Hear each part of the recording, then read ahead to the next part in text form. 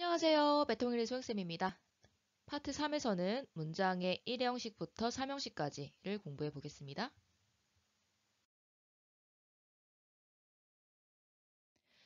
문장의 형식이라고 하는 것은 어떻게 문장을 만들 수 있는가의 종류를 총 5가지로 나눠 놓은 겁니다. 그래서 우리가 일단은 1형식, 2형식, 3형식 문장을 배워보겠지만 앞으로 배울 4형식과 5형식 총 5가지로 앞으로 우리가 맞닥뜨릴 모든 영어 문장을 분류할 수 있다라는 거죠. 거꾸로 생각하면 우리가 어떻게 생긴 게 각각의 형식인지를 이해하고 나면 여러 가지 단어들을 가지고 그 형식의 문장들을 만들 수 있다는 겁니다. 5가지로 어떻게 나뉘나 보니까 주어가 아니라 이 동사를 기준으로 항상 생각을 해야 됩니다. 동사는 정말 여러 가지가 있죠. 우리가 앞에서 배운 비동사도 있지만 일반 동사도 있고 또 조동사도 있고 조동사의 경우는 일단 생각하지 마시고 이 본동사, 주어가 행하는 행위에 들어오는 동사 자리에는 비동사 또는 일반 동사가 들어오게 됩니다. 자, 그런데 일반 동사를 하더라도 그 의미에 따라서 종류가 천차만별이죠. 가령 여기 들어온 work라는 동사는 주어가 직접 산책을 하는 거죠. 주어가 직접 움직이는 거기 때문에 어떤 물건이나 물체를 가지고 뭔가를 할 필요는 없습니다. 즉, 주어 하나와 동사 하나만으로 문장이 완전히 성립이 되는 동사. 그걸 우리가 1형식 동사라고 하고 이 문장은 1형식 문장이다 라고 합니다. 뒤에 붙은 in the park는 뭐냐면 전치사와 명사가 결합이 되어서 장소나 방향이나 시간에 추가적인 정보를 주는 것이지 문장을 구성하는 데 있어서 필수 성분은 아닙니다. 그래서 괄호로 묶어줍니다. 그런데 아래에 있는 문장에서 똑같은 워크를 썼는데 이번에는 그가 걷는 게 아니라 개를 산책시킨다 라는 동사로 쓰였죠. 즉 동사는 똑같지만 해석이 그가 산책하는 건지 그가 강아지를 산책시키는 건지 의미가 분명히 달라집니다. 자, 이렇게 명사가 동사 뒤에 하나 들어와서 뭐뭐를이라고 해석이 되는 경우 목적어가 하나 필요한 3형식 동사로 분석을 하고 이때 적은 목적어 오라고 표시해주고 그는 주어가 되겠죠. 목적어가 하나 필수로 들어와야 되는 동사를 3형식 동사라 하고 이때 이 문장을 우리는 3형식 문장이다 라고 합니다. 그러면 1형식과 3형식의 차이는 뭡니까? 그렇죠. 동사가 목적어를 필요로 하느냐 아니냐의 문제가 되겠죠. 뒤에 똑같이 장소를 나타내는 부가적인 정보를 주는 전치사와 명사가 결합된 전명구라고 하기도 하고요. 이거 자체를 부사구 라고 할 수도 있습니다.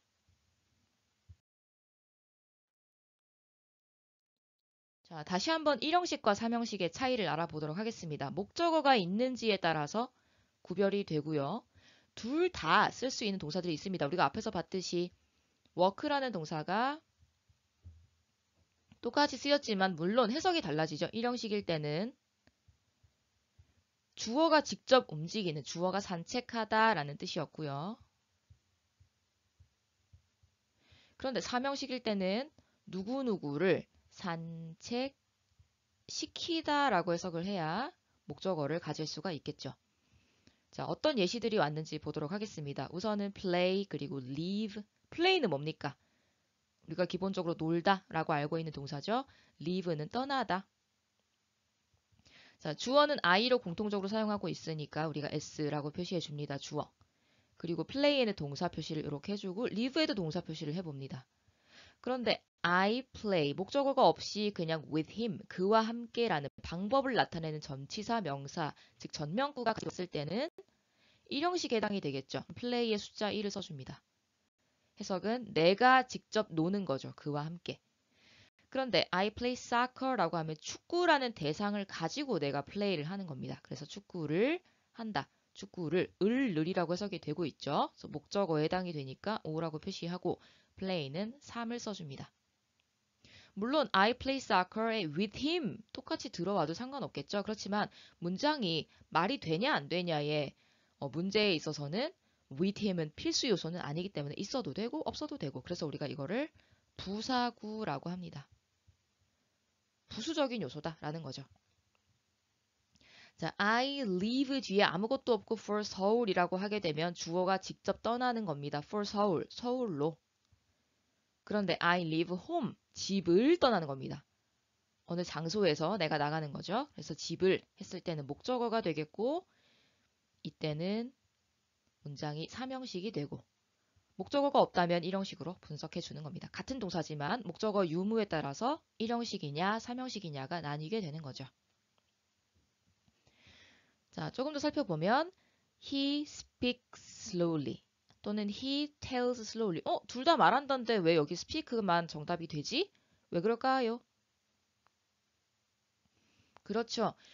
우리말로는 둘 다 말한다지만 영어에서 speak은 목적어가 필요 없고 tell은 말하는 내용을 항상 목적어로 가져와야 되는 삼형식 동사입니다. 그래서 우리가 나올 때마다 이 동사가 어떻게 쓰이는지 기억을 해줘야 돼요.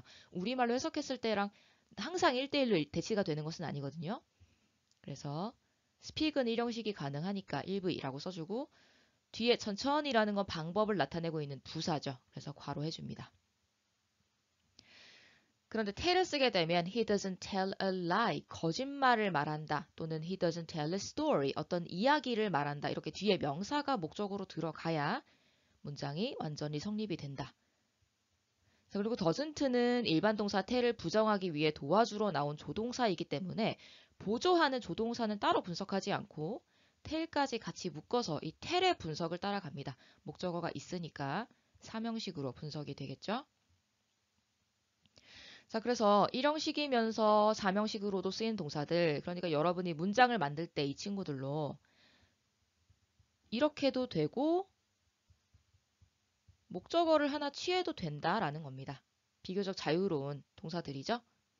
다만 해석이 이렇게 두 가지씩 나뉘어요. 일형식일 때랑 삼형식일 때가 완전히 똑같지는 않고 주어가 일형식일 때는 begin을 쓴다면 주어가 시작되다. 그런데 주어가 뭔가를 이라는 목적으로 쓰고 싶다면 시작되다가 아니라 시작한다라고 해석을 해야 되는 거죠. 그래서 앞에 있는 부분은 일형식일 때의 해석이고 뒤에 있는 부분은 삼형식일 때의 해석입니다. 아시겠죠? 자, finish도 한번 볼까요? 그러면 I finish. 나는 끝났어. 뭐 내가 뭘 하고 있었던지 간에 어쨌든 내가 하고 있던 동작이 끝났어. 목적어 필요 없고. 그런데 I finished my homework. 그러면 나는 내 숙제를 끝냈어 라고 해석이 약간 바뀌게 되겠죠. 그래서 우리말에 있어서도 사실은 이 차이를 구별할 수 있어야 영어에서 확실하게 이해를 할 수 있을 겁니다. 자, 예문을 볼까요? start를 가지고 일형식으로 만들어 봤고 삼형식으로도 만들어 봤죠. The class starts at 10. 이렇게 전치사 더하기 명사가 있는 건 일단 묶어서 필수가 아니구나 라고 생각을 해본 다음에 the class가 주어, 시작하는 걸 class가 직접 시작하는 거죠. 그래서 일형식 동사로 쓰였습니다. 그런데 아래를 보니까 그가 클래스를 시작하는 거죠. 그래서 그는 수업을 목적어 그것을 시작하는 거기 때문에 삼형식 동사가 되네요.